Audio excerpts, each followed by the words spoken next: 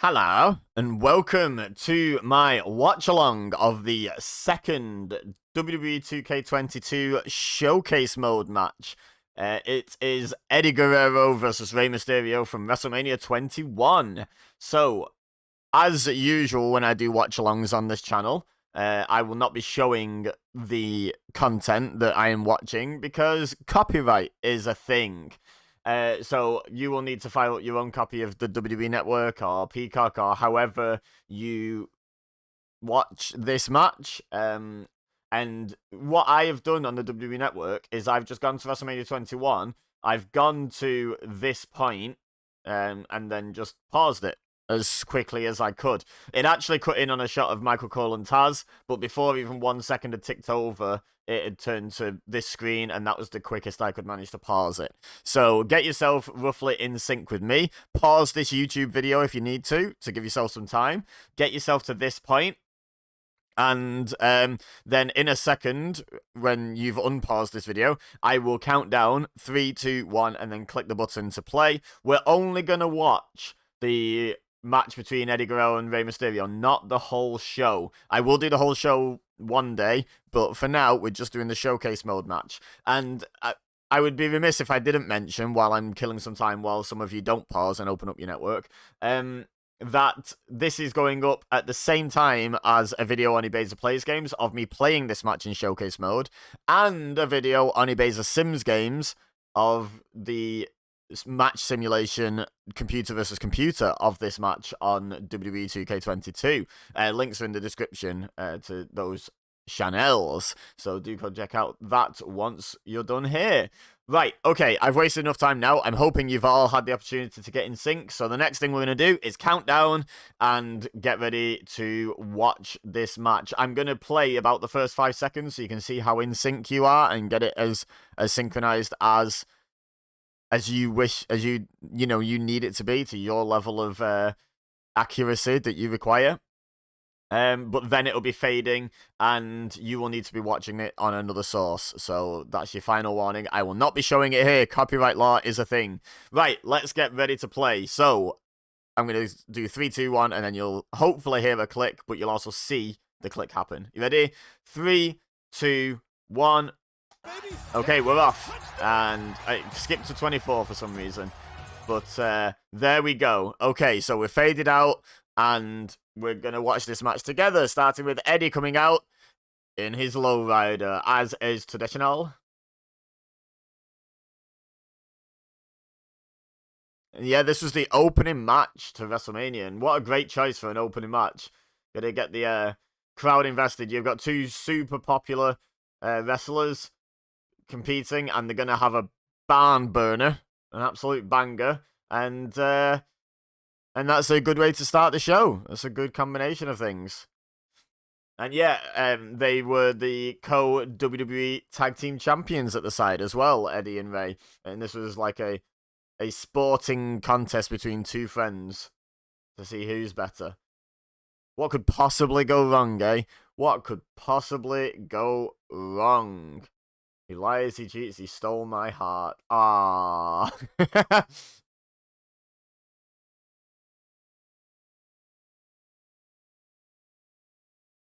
Yeah, 1 year removed from Eddie Guerrero retaining the WWE title at WrestleMania 20, having won it just a month prior.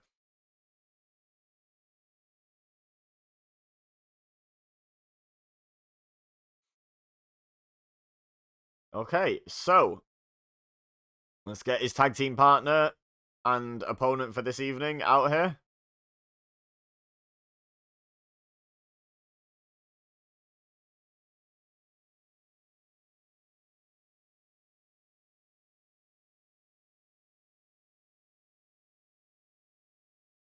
The tag team champions. Someone's getting fired. Is that Tony Schimmel?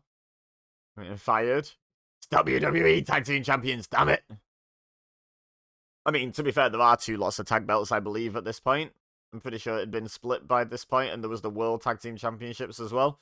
So technically, yeah, you should be specifying which tag team champions. But yeah, as Taz just said, this could steal the show. I don't really remember what what did and didn't steal the show on this WrestleMania. Like, I remember this WrestleMania. I remember a lot of the results. I remember a lot of what went down. But I don't necessarily remember the matches.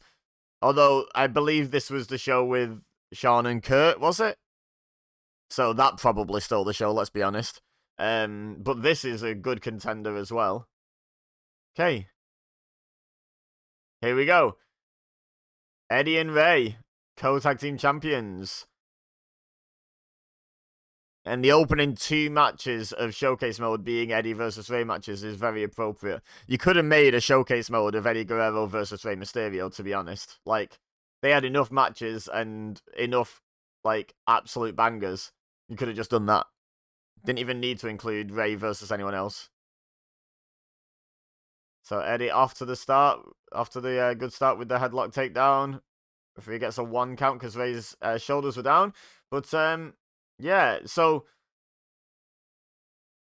this Eddie Guerrero, absolutely no slouch in terms of speed and high flying. Oh my god, that flip out of the Fireman's Carry takeover was amazing. But in this scenario, he's definitely the slower and stronger of the two. So he needs to be grinding Rey Mysterio down. Here we go. Yeah, mounts him, puts his body weight over him with the arm bars. So Rey has to fight off the bigger man. But that was a snappy arm drag into the armbar. But yeah, that was super impressive by Rey. That Fireman's Carry takeover. He had barely any room to flip out of that, and he still just did.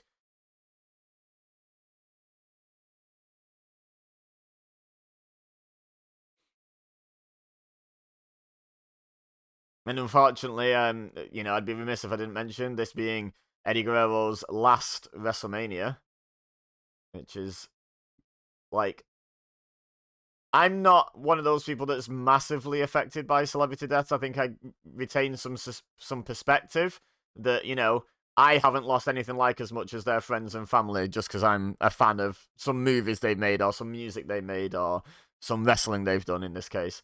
But I will say, of all the celebrity deaths, one of the main ones that's affected me was Eddie Guerrero. I was really gutted to hear about that. I would say what one of the top 2, probably the top 1 that I've been good about. The only other one that's sort of in contention, in my opinion, is the Rev, who was the drummer for Avenged Sevenfold. If you're familiar with them, they're my favorite band, and I think what both boil down to is they were both doing their thing at their peak or near peak at the time. Would Eddie Guerrero ever have climbed back to the mountaintop again? We will never know in terms of being WWE champion again. But it was only a year removed from that at most, you know, like at this point, and this isn't far off. So I'd say at or near peak. When people die in the like famous people die and they're in the like their 80s or 90s and they've stopped doing what they were famous for and stuff. Yes, it's always sad when someone dies because, you know, their friends and family have lost a loved one and etc. But I'm not really losing anything there, you know, in terms of my own personal grief, because they've already produced all the content they were going to, you know, whether it be films, music, wrestling matches, sports games, if it's a sports legend or whatever. You know, it's one of those where it's like, if I want to pay homage to them, I can just go back and watch what they did in their career, and they were never going to add to that anyway, you know. So like, as from a selfish grief perspective, you've not lost as much as you have in the case of like an Eddie Guerrero, or the Rev from Avenged Sevenfold, where they were still outputting new stuff there and then, you know, like Eddie Guerrero was still wrestling. You know, he wrestled like within a week of his passing, I believe, on TV. You know, stuff like so. So I think that's why it hit harder. Also, I was a huge Eddie Guerrero fan and still am to this day. So that didn't help. That didn't help. You know. Anyway, we talked enough about death now. But it's the elephant in the room, isn't it? When you watch something like an Eddie Guerrero match, you know, you need to discuss his passing and the impact it had. Yeah, and who knows? Who knows what heights he could have reached? What could have been different had he not passed away? But Eddie in this match, not in a bad guy way, but playing the heel role, you know, grinding down the smaller man, being in control of the pace of the match for the vast majority. That's generally the heel role in a match, you know, and then the babyface does the fight back. It's the obvious way to do it. He's a lot stronger than Rey Mysterio. He's a fair bit bigger and heavier than Rey Mysterio. He's obviously it would be weird for Rey Mysterio to be dominating the pace and grinding away at Eddie Guerrero for Eddie Guerrero to do a high tempo comeback. You know, just would seem odd. I'm sure they could have pulled it off. I don't think there's much Eddie Guerrero and Rey Mysterio couldn't do in a wrestling match against each other in terms of like stories being told and what have you. But yeah, this is the logical way to do the match, definitely.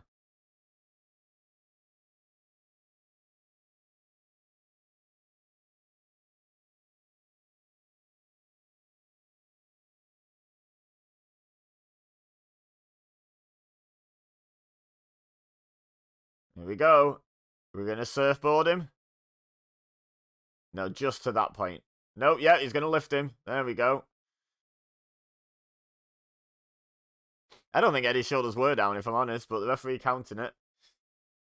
His arms were both straight up, which pulls your shoulders forward. Like when you're lying on your back, I mean, his arms were straight forward. If you like, if you do it now, sat up watching this video, you put your arms straight forward. It pulls your shoulders forward. So if you had your back to the wall, no one would be claiming your shoulders were touching the wall at that point. I don't think. And an STF locked in. Oh, they just tapped. Call the bell, ref. Ring the bell.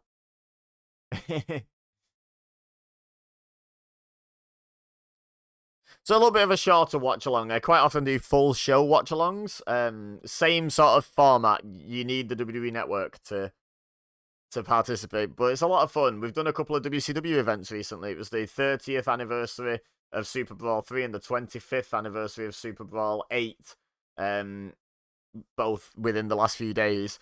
So if you like this format, then do go check them out and make sure you drop me a sub. I do lots of watch along content. I also do wrestling video games, lists sometimes, predictions and reviews of pay-per-views and premium live events as they're now known.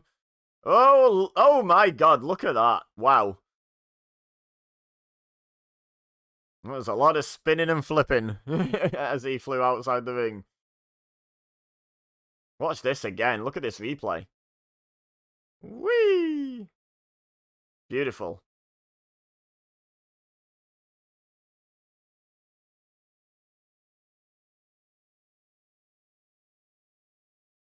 And, well, not only one place you're going to see it SmackDown, because you can see it on WrestleMania right now as well. Oh, there's the springboard seated senton. Hits the ropes, ducks the clothesline. Oh, back elbow by Eddie. Got him. Got him.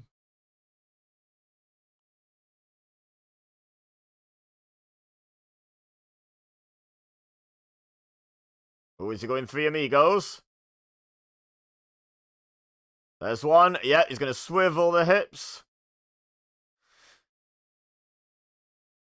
It's weird to think, oh, Ray escapes it and does a roll up. Very nice. It's yeah, it's weird to think now. You see the three amigos so often in so many different people's matches, and it's like an homage to Eddie. It's weird to watch Eddie actually do it. You know, and it wasn't an homage to anyone. It was just one of his signature moves. Because lots of wrestlers, either wrestlers like Sasha Banks who cite Eddie Guerrero as one of their main influences and one of their favorites, or a lot of Hispanic heritage wrestlers these days do tend to throw out Three Amigos, and, you know, can't blame them, you know, paying respect to one of the greatest to ever do it. But it's, yeah, it's quite different to watch Eddie do it. Oh.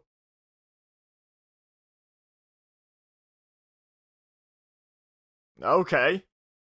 That was a counter and a half. And off the ropes, Eddie ducks the 619. Very nice. Oh, it won't be an Eddie Ray match without a tilt a world backbreaker. Did two people ever do a better tilt a world together than Eddie and Ray? That's my question for you in the comments. Like, I'm going to need you to tell me where and when it happened as well, so I can watch this supposedly better tilt-a-whirl backbreaker. And even if you can name one that went better, can you name two people that consistently did a better tilt-a-whirl backbreaker than these two? Beautiful.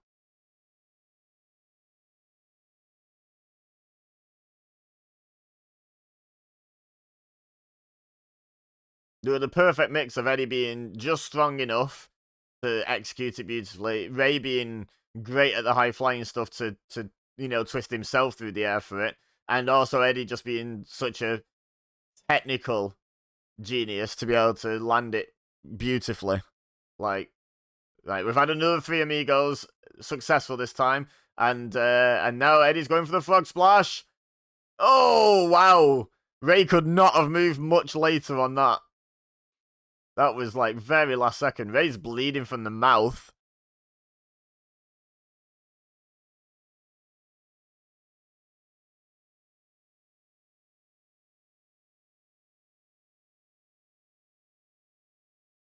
He's having some trouble with his mask. I feel like this was like almost a notorious Ray's mask match. He was constantly faffing with it. It wasn't a great fit, was it? Eddie, by the way, reversing the La Magistral into his own pin attempt there. Great counter.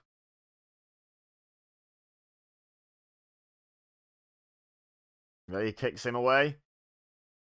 And again. Oh!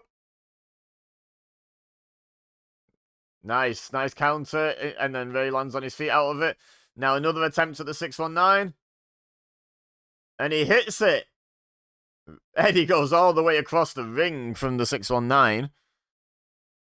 I remember who wins this match, but I don't remember the finish, so I'm going to be as invested as you guys are in false finishes and whatnot.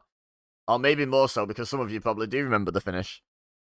Some of you watching might not even know who wins, which is fine. Oh, what a counter. Look at that. A high stack on the powerbomb, and Ray just about squirms out.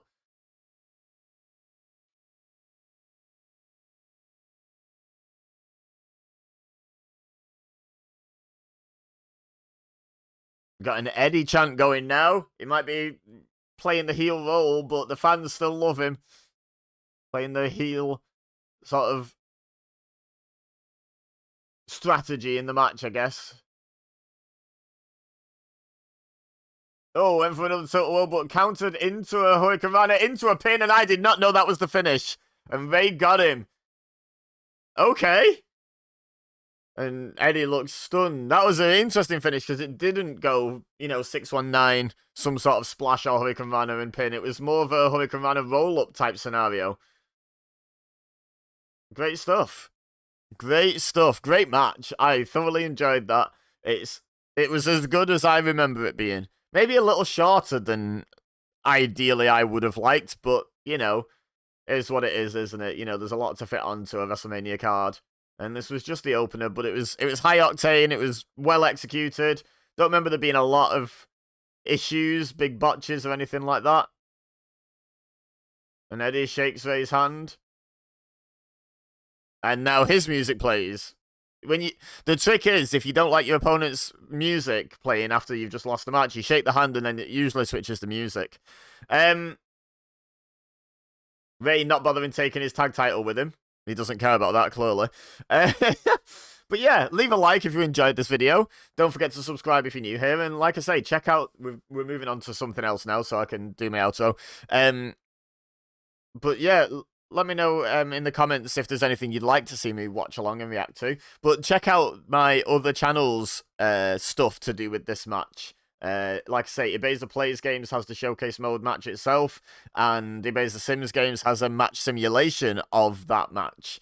All going live at the same time, so by the time you're done here, they will be available on those other channels, link in the description. But for now, all I have left to say is thank you very much for watching. As always, I've been EBEZA, you've been amazing, and I'll see you next time.